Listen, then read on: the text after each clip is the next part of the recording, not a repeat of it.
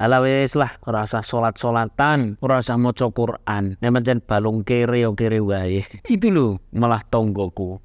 Salat ndak pernah, baca Quran ndak pernah. Boro-boro ngaji, tapi kenyataannya dia ndak mau yang seperti itu. Wes kerja, duit tok seperti itu. Sampai sholatnya telat-telat, sampai orang tua kadang ndak pernah disambang. Ini bisa ndak sukses? Bisa. Yang paling bahaya adalah orang-orang pada saat dia di puncak kesuksesannya, dia lagi seneng-senengnya, dia lagi banyak-banyak maksiatnya, kemudian pas Israel lewat. Na'udzubillah min dzalik. Assalamualaikum warahmatullahi wabarakatuh. Ada seorang teman yang dia ditanya oleh temannya, mungkin itu ditanyanya di angkringan tak bertanggung jawab. Maksudnya ini obrolan-obrolan ala kusir, debat-debat ala kusir, tapi kalau tidak dapat jawaban ini bahaya. Bagaimana itu obrolan ala kusir yang kalau tidak dijawab bahaya? Ada seorang teman bilang begini, ala wis lah, ora usah salat-salatan, ora usah maca Quran. Nek pancen balung kere wae. Itu lho, malah tonggoku. Salat ndak pernah, baca Quran ndak pernah, boro-boro ngaji, tapi kenyataannya rumahnya banyak, uangnya banyak. Ini uang ndak dihitung, ditimbang malahan. Mobilnya banyak, asetnya banyak, anaknya banyak, bahkan guyonannya istrinya juga banyak. Padahal tidak pernah sholat, padahal tidak pernah ngaji, padahal tidak pernah melakukan kebaikan. Ini kita terus piye? Ini iman-iman tipis model-model kita dengar kayak gitu, nek dilanjutkan rusak hati. Iya malah aku sing tiap dino sholat ngaji kita ingin baik, jodoh urung entuk misalnya nambah. Sing jomblo malahan kasihan kan, turut bela sungkawa. Terus inilah perlunya kita ngaji, perlunya kita membahas. Jadi ini paling enak saya posisinya tengah kayak gini nih. Ini kanan, ini kiri. Ada orang-orang yang dia itu mulia dengan cara-cara A. Cara-cara A itu cara-cara yang dekat sekali dengan ketakwaan kepada Allah. Ada yang dengan cara-cara B, yakni cara-cara yang dekat sekali dengan metode. Kalau orang Purwokerto bilang B itu belis itu iblis. Ya, kita mulai dari bawah posisi.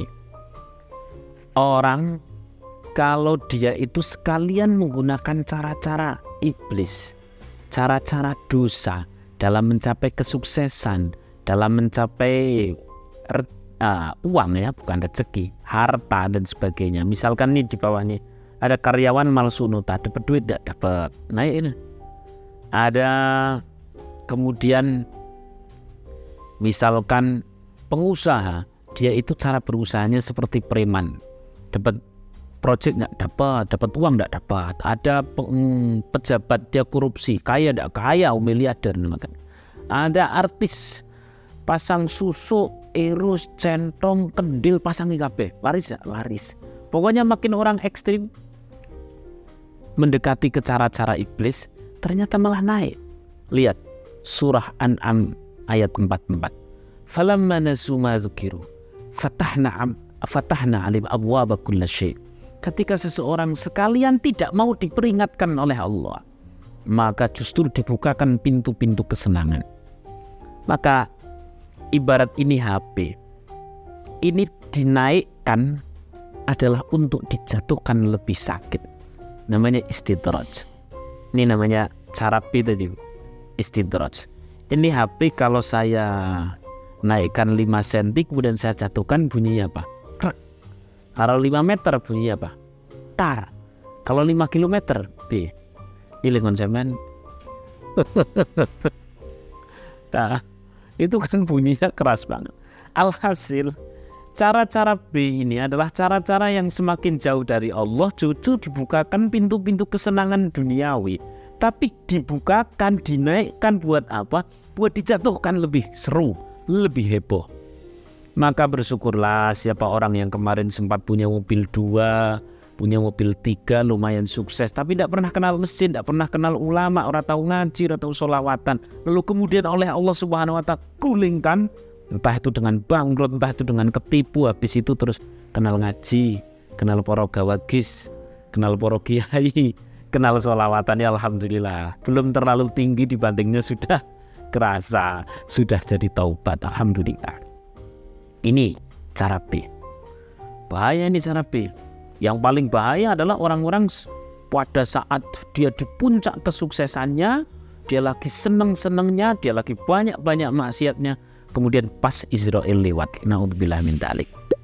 Maka yang paling enak adalah cara A saja wis. Cara A itu menurutku cara-cara sing yo nyambut gawe, yo apik karo wong tuwa, terus kemudian tidak usah bohong dalam bekerja, yo ditambahi suka berbagi dan sebagainya. Maka cara-cara A ini kalau sama-sama bisa sukses, A bisa sukses. Ini A itu kalau kita ngelihat pokoknya ya tidak harus, ukurannya tidak harus duniawi juga. Tapi kalau Anda mau bicara tentang masalah dunia, orang-orang yang menggunakan cara A ini, wa may yattaqillaha yaj'al lahu makhraja wa yarzuqhu min haitsu la yahtasib. Allah akan memberikan rezeki yang tak terduga, bisa berupa apa saja, tidak harus uang kan? Punya rezeki bernama anak hafal Quran kan ya rezeki besar. Ada orang memang orientasinya bukan uang, orientasinya bisa mimpi ketemu sama Rasulullah. Ini kan lebih mahal daripada apapun. Yang pasti cara-cara A ini adalah cara-cara dengan mendekat kepada Allah, maka akan sukses bukan hanya di dunia tapi di akhirat. Kalau yang cara B ini suksesnya cuma di dunia tok. Wah, kadang masih ada yang debat. Wah, aku dunia tok ora apa-apa wis.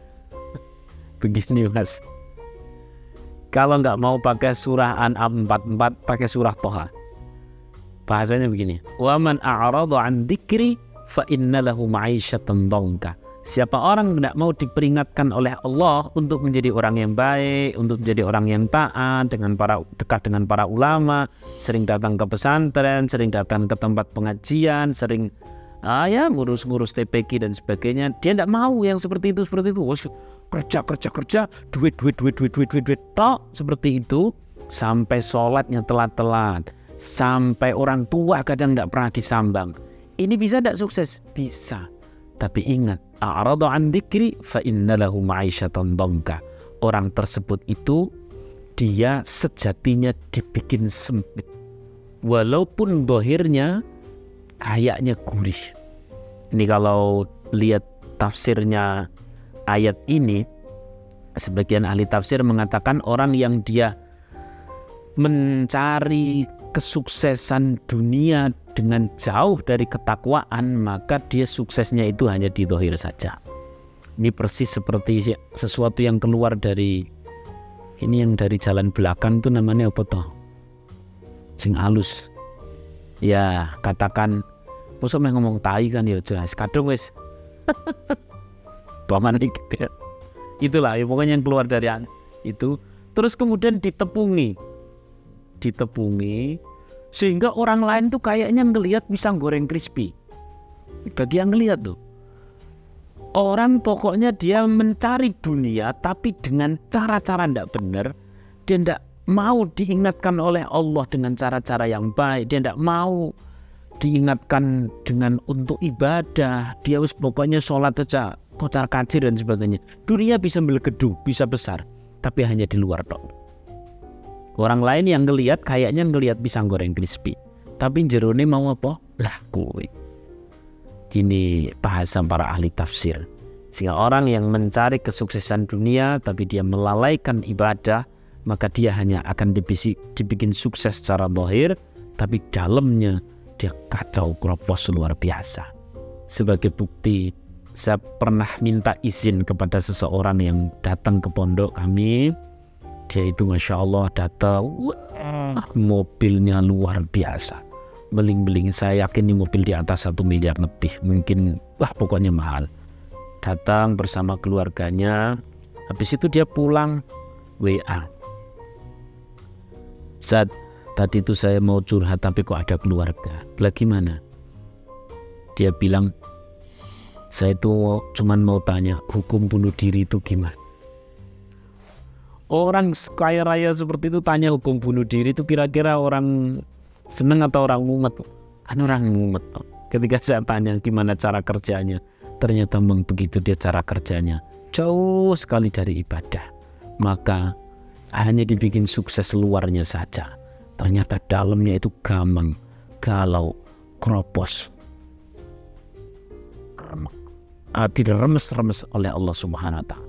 Oleh karena itu, baik silahkan Anda suka dengan uang, silahkan Anda cinta kepada harta, tapi jangan sampai mengalahkan itu semua dari kewajiban-kewajiban kita ibadah. Silahkan Anda kerja, tapi kalau waktunya sholat, berhentilah untuk sholat, nikmati sujud bersama Allah. Insya Allah itu kita ada di cara A, berkah dunia, berkah akhirat. Amin Allahumma amin. Assalamualaikum warahmatullahi wabarakatuh.